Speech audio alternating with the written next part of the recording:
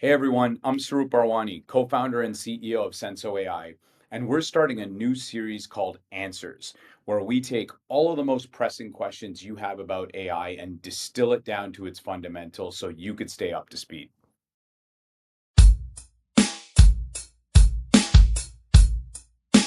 Is GEO a new skill to learn, or is it similar to SEO? Great question. So I think a lot of the basic fundamentals of individuals that have spent their careers working on SEO are the same. But there is definitely new tools and techniques that are required to optimize for LLMs or probabilistic machines. And one of the ways to think about this is prior you were optimizing for 10 blue links. Well, now when you do a Google search, you see an AI overview, right? You see a summary, you see an answer. So the thing you're trying to optimize for, instead of getting ranked on page 1 or 10 blue links, you're trying to be mentioned in that answer. Or you're trying to ensure that your content on your public website is essentially cited, and those citations are actually leveraged to consume as much of the answer as possible for questions that are relevant to your brand. What is GEO and why should marketers care?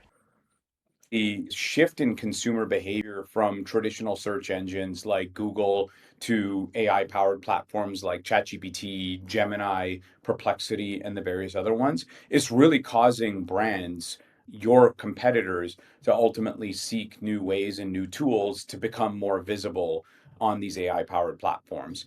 So, the very nature of this shift in consumers just like asking questions like, I want to go on vacation and I want to make sure it's really sunny, right? Really high intent questions is essentially now at like these brands' fingertips to optimize for it. That was never possible with keywords. So there's a huge opportunity to ensure that you own answers that really are high intent by consumers looking for various things across every single vertical. And that's an exciting opportunity that I can guarantee you, if you're not looking at it, your competitors are. And even if you have the better product and the better price and the better offering, if you're not visible, you're just not going to show up in the answer.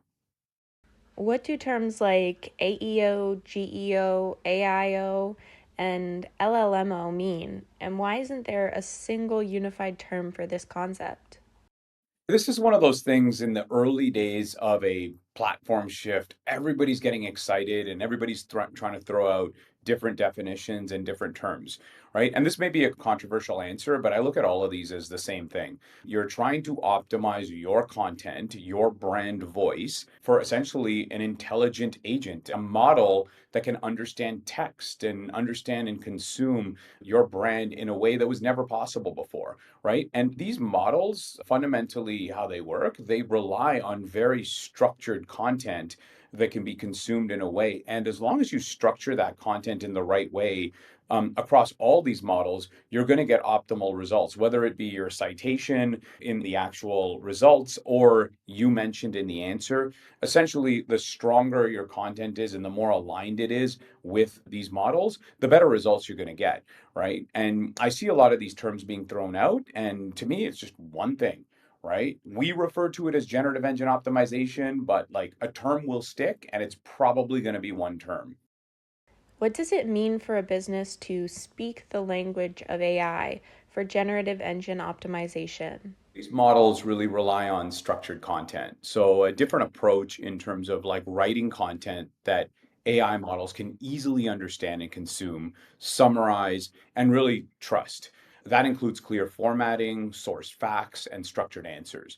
All of these things are just super important to instill in your process and have templates that constantly transform data from one state to the next to ensure that all of those factors are considered.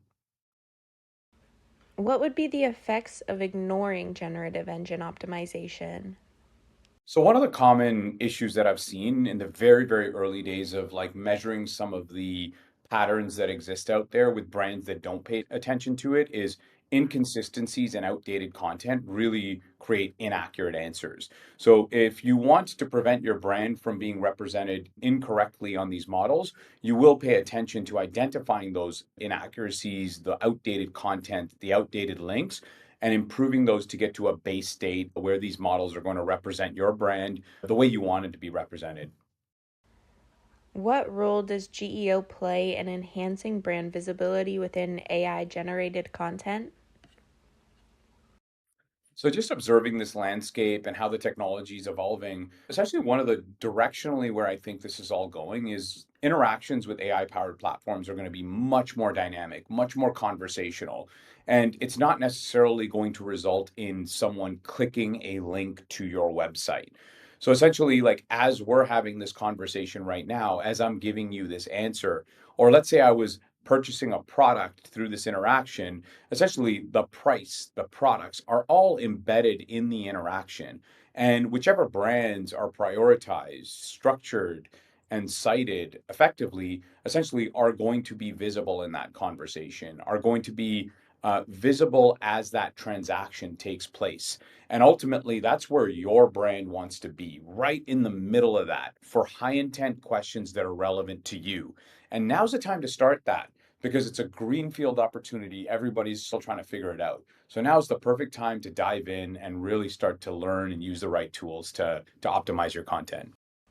What are the main challenges in GEO, and what are strategies that mitigate these risks? So I think the biggest challenge with regards to GEO is also the biggest opportunity. And that is identifying the current state of your content and how it's consumed by language models. Effectively, you want to, as quickly as possible, identify where you have content gaps. Where do you have missing content? Where your content is inaccurate, right? Just due to like maybe it's outdated.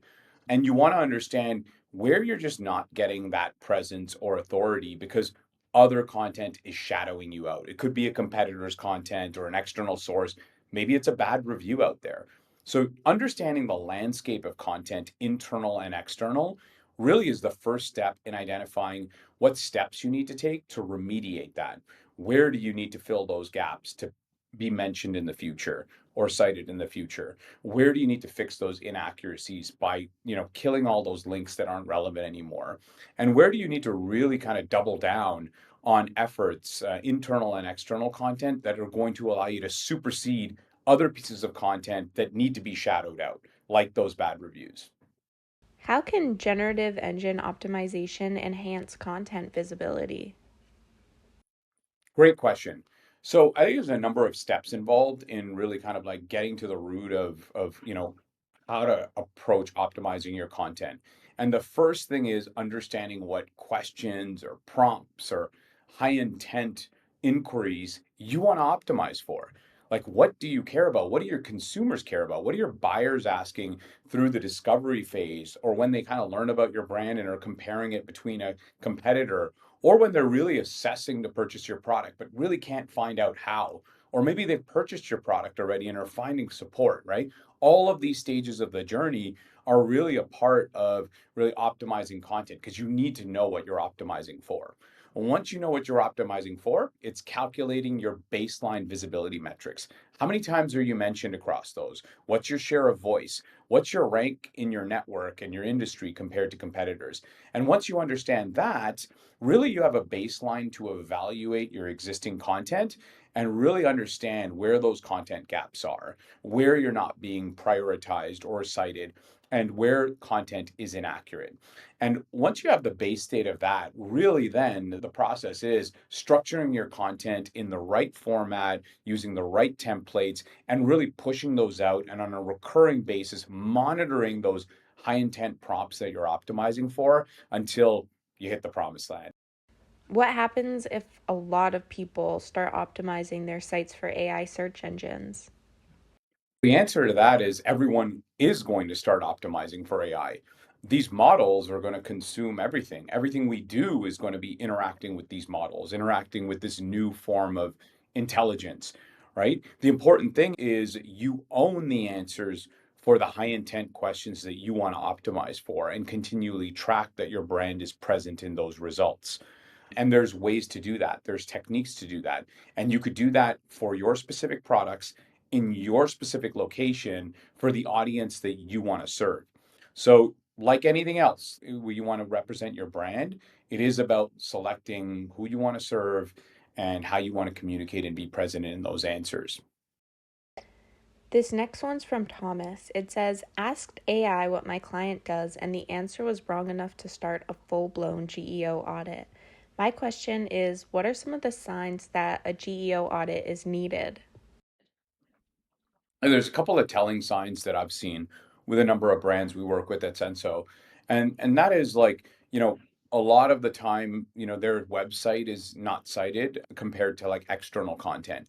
Even if that external content is good, what we see is that there's this minimal amount, maybe just their homepage that's cited in like brand specific questions, which is a telltale sign that you're not really evolving your content and your website for these purposes, right? So I think that's one sign. And I think that the second thing is really kind of the mindset shift as we're not necessarily only optimizing for click-through rates. We're optimizing for being in the conversation, being in the answer, being present in the right moment when that consumer is asking specific questions about purchasing very specific types of products.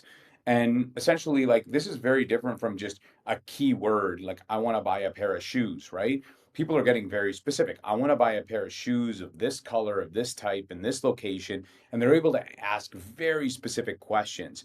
And if ultimately you have that perfect product that can serve that answer, but you're just not mentioned in there, ultimately your competitor is going to get the business. And that's a problem. So I think that a mindset shift on terms of the metrics you're tracking and really the techniques you're using to optimize your content are really the lifeblood of what you got to build on top of.